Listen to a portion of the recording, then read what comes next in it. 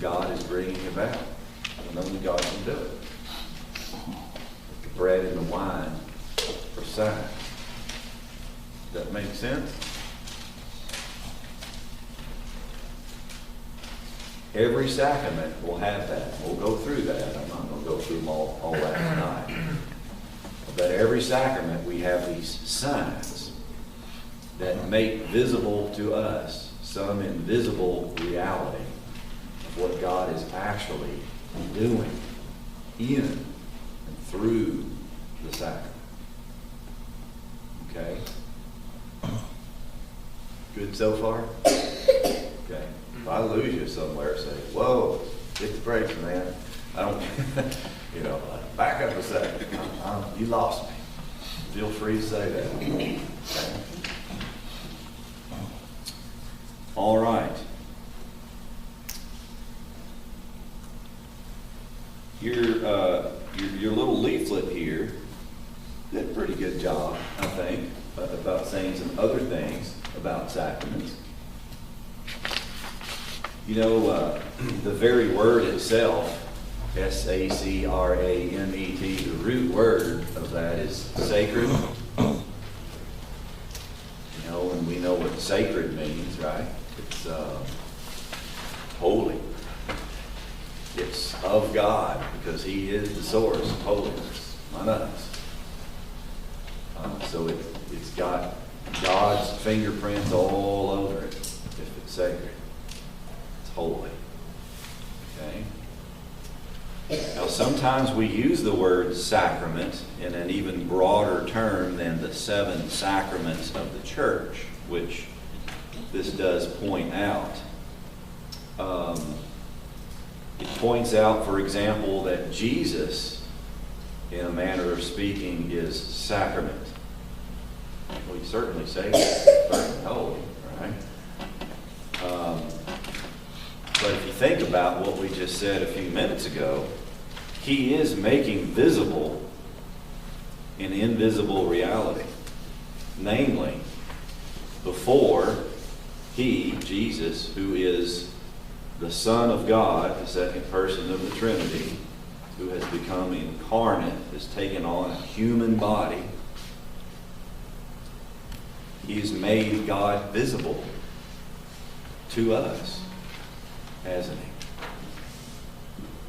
Because otherwise, had He not done that, God would remain in a certain way invisible. We don't just sort of look up or wherever and say, oh, there's God. How about that? How's it going today? Or whatever. We might say that, but we don't see Him.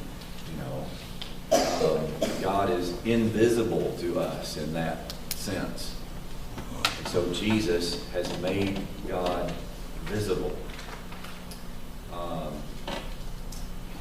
True, the people who actually saw Him while He walked the earth, literally, have an even had a fuller sense of that, but nonetheless, we know it through faith that it's true, and He's still incarnate, but we talked last week about a glorified body, a resurrected body. Well, that's the kind of body He has now, but nonetheless, still a body. Okay? So he is sacrament in that sense. And of course, He is the ultimate sacrament. At least what it's all about. Everything. It all comes from God. It's through Jesus. Okay?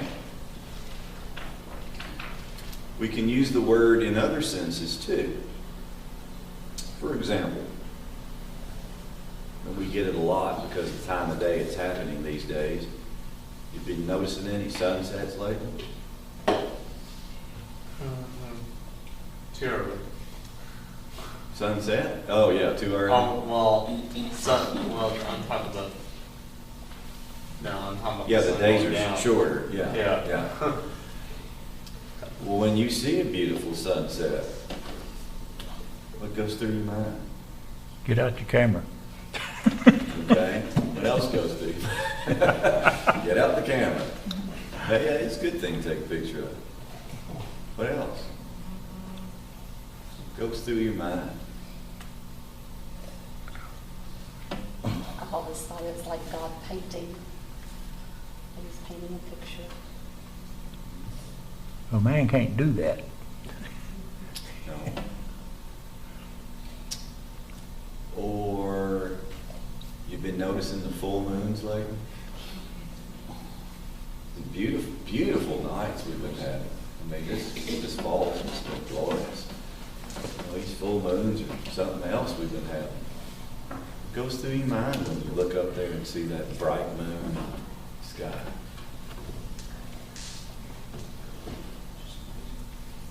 Like creation or something? I think that a lot of people, I know I do, but I think a lot of people, probably most people, it tends to make them think in some fashion about God. You see a beautiful mountain or the ocean, sunset, full moon, stars, any of it. It tends to make us think of, there's something about the beauty of creation and nature that tends to make us think about God. Well, I think that's because, in a certain way of speaking, creation is a sacrament. And again, it makes visible an invisible reality. And here's how I think that happens.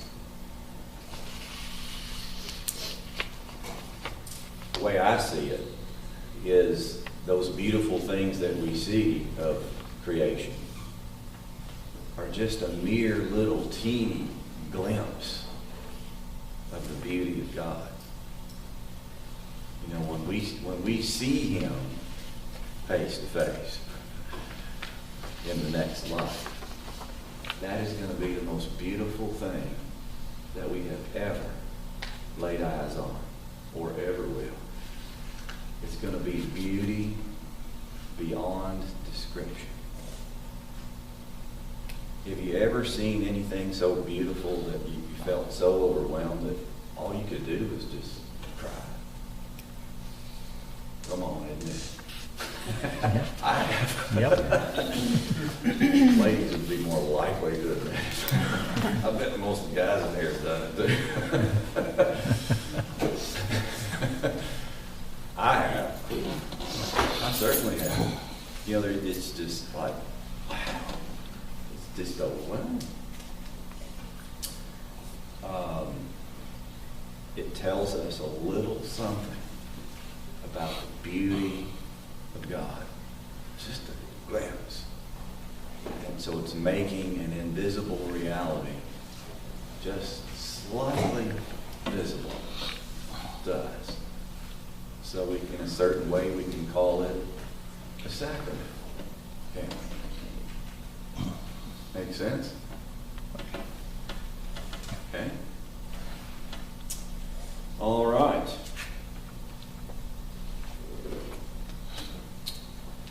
So God going to all the trouble to make invisible realities visible. Why would He do that? Why would He bother with that? Yeah.